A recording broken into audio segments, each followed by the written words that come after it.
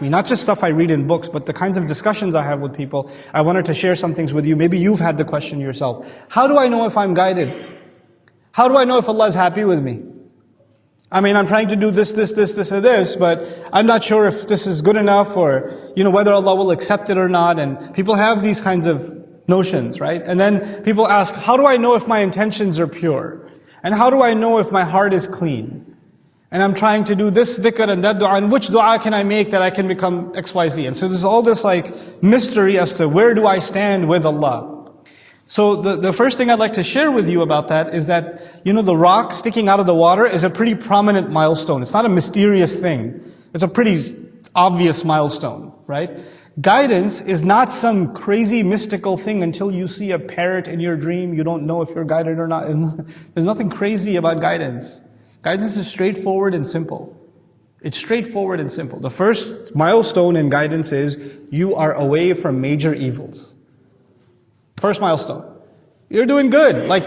Sometimes moms bring their sons to me. It's my favorite thing to, see moms humiliate their teenage sons by bringing them to Nouman Ali Khan and saying, Dr. But he's good, he prays, but he wakes a little, I have to wake him up for Fajr. I was like, Auntie, you have to wake him up for Fajr? Really? Yeah, he doesn't wake up on his own. That's horrible. This kid is just going straight to hell. No, he's not.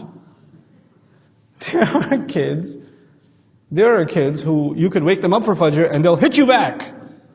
Your kid actually gets up and prays. One mother complained to me that he goes to the masjid, but he's never there before the adhan. What planet are you living on? What planet are you living on? Compare this to the vast majority of kids his age. What he's doing, you should give him an award every morning. Make him his favorite breakfast every morning. For God's sake, he's going to the masjid. That's huge. She came to me to complain about him. I patted him on the back. I said, good job, man. Keep it up. That's awesome. I told off his mom, you should be proud. And he's like,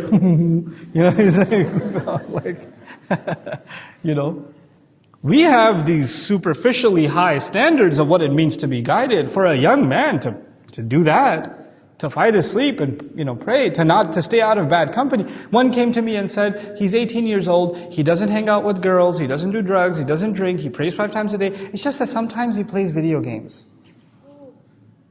And I said, Auntie, let him play more video games. Because the stuff he's not doing is amazing. The stuff he would have been doing otherwise. Or he really loves basketball. Or he spends a lot of time playing with his friends. I was like, when he goes on the weekend to play with his friends, does he pray? Yeah. So let him play. What's wrong with that? Some kid's really happy right now. Then people come to me especially with kids, right? Ustad, I really want your advice on parenting. Okay, sure, yeah. How old is your child? 6 months.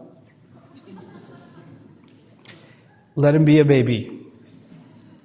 I really need your advice on how to teach my child Quran. He's 2 years old. Chill out. He's 2 years old.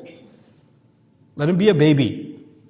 You don't need to turn him into a hafiz of Quran at 3 years old. Chill out. Relax. Why do you have to force these standards on them? Who created these standards anyway? And now what's unfortunately happened in terms of guidance is the majority of the ummah have the completely false standards of guidance. Completely false. If my child has memorized the Quran, he's guided. Or she's guided. If my child knows how to recite the Quran or finish reciting the Quran, they're guided. What? There are plenty of kids that have memorized the entire Quran and they are now in gangs. I know plenty of them in different cities in this country that I can name that are in jail, that are hufaz of Quran. They're in jail. That dealt drugs. Why am I saying that to you? Because our deen did not say once you memorize Allah's book, you'll be guided. Or once you recite beautifully, you'll be guided. Or once you dress a certain way, you'll be guided. It didn't say these things. Once you come to Sunday school, you'll be guided. Or when you go to Islamic school, you'll be guided.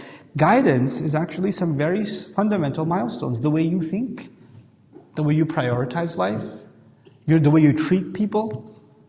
Our guidance fundamentally is first and foremost attitude and some fundamental behavior. That's it. That's guidance.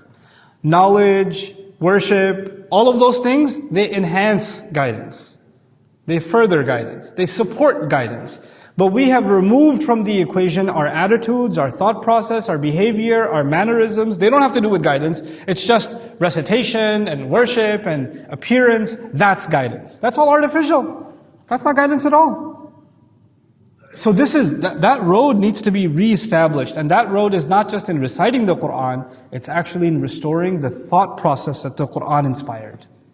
It wanted people to think a certain way, to live their lives a certain way. Any case, so وَأَهْدِيَكَ إِلَىٰ رَبِّكَ, the road to guidance is a very simple one. On the side note, some of you might think this is very controversial. I have to share with you what I'm convinced of, not anything else. You are completely free to disagree. We're all students here, so am I, and I may be entirely wrong. But let me just tell you, when you study the Qur'an, beginning to end, and you study the life of our Messenger, ﷺ, beginning to end, and the advice that he used to give people when they would come to him and say, I want to be a better person, I want to go to Jannah, what should I do? The advice that he would give would be very simple. It's never complicated. It's never complicated. It's always simple. And it's not like, here are the 80 things you do to purify your heart. Or here are here's the manual of checking whether or not your heart is clean. No, it was nothing like that. It was just straightforward. How about afshu salam wa at'imu ta'am? How about you just say salam to people and feed people? Be more hospitable. Cool. That's what I gotta do? Yeah, just do that. قُلْ لَا إِلَهَ إِلَّا اللَّهُ ثُمَّ اسْتَقِمْ. Just say La ilaha illallah and be firm. Another one comes and he says, La taghdab, don't be angry. You have a temper issue, don't be so mad. Work on your temper. That's it, done. What about Qiyamul Layl? What about fasting on Mondays and Thursdays? What about that? He didn't give the whole list. We make the whole list based on multiple ahadith, on multiple occasions. But do you ever wonder why the Prophet ﷺ didn't? One person came and sat him down and gave him the entire list, all in one shot. He didn't. Why not? Because the deen is simple. It doesn't ask much of you. It doesn't put a lot of burdens on you. But now because we want to mystify the subject, we want to have a manual of purification, which is exhaustive, and here are the 400 things that you must purify your tongue from, and here are the 500 things to cleanse your heart, and here's what you do with your eyes, and here's what you do with your limbs, and you're just like, Islam is, that's intense. And when you read more and more of that stuff, you realize, I'll never be that. And then on top of that, we hear stories in our sermons, in our khutbah all the time about people who prayed tahajjud every single night, and they fasted every day they could, and on top of that, they made so much dua to Allah that lions wouldn't eat them even if the lion was hungry, and it would bring them food or something, and you hear these crazy stories, and then all you get in your head is, man, those people were amazing. I'm horrible. They had guidance way back when, I can't have it. That's just way out of my league. That's the stories we hear. Like for example, even when it comes to giving in the path of Allah, what story you hear all the time? Umar ibn Khattab radiallahu ta'ala anhuma gave half, Abu Bakr gave everything. You've heard the story many, many times? Are those the only two Sahaba? There are thousands of companions. Some gave a date. Some gave very little. They also saw Umar. They also saw Abu Bakr as-Siddiq radiallahu ta'ala anhuma. They saw them, but they couldn't give like that. They're not in that situation and they're not at that level. What we do is we take the most extreme high examples and we make it sound like that's the standard for everybody. That wasn't even the standard for the people around at the time. They were even an extreme, awesome case for the people around them. What to speak of us? It's not fair to do that. And Allah spoke about all of the companions and said, radiyallahu anhum wa radu anhu. We don't talk about the other stories. We don't talk about the wild stories. We don't talk about the stories where a sahabi comes to the Prophet ﷺ and says, Ya Rasulullah, I did something bad. What'd you do? I was a girl, I was walking by, she looked really pretty, I went over and kissed her. It happened in Medina, radiyallahu anhum.